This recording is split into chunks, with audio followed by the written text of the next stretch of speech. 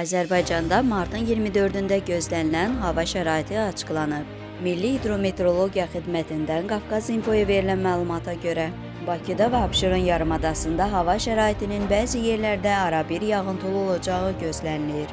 Yarımadanın ayrı-ayrı yerlərində intensivləşəcəyi, şimşək çaxacağı ehtimalı var. Arabir güclənən şimal-qərb küləyi əsəcək. Havanın temperaturu gecə 4-7 dərəcə isti, gündüz 7-10 dərəcə isti olacaq. Atmosfer təzyiqi 771 mm civə sütunu təşkil edəcək. Nisbi rütubət 70-80% olacaq. Azərbaycanın rayonlarında hava şəraitinin bəzi yerlərdə fasilələrlə yağıntılı olacağı gözlənilir. Ayrı-ayrı yerlərdə intensiv olacağı, şimşək çaxacağı, dolu düşəcəyi, dağlıq ərazilərdə qar yağacağı ehtimalı var. Səhər qərb rayonlarından başlayaraq yağıntılar tədricən kəsiləcək. Bəzi yerlərdə arabir duman, qərb küləyi bəzi yerlərdə arabir güclənəcək.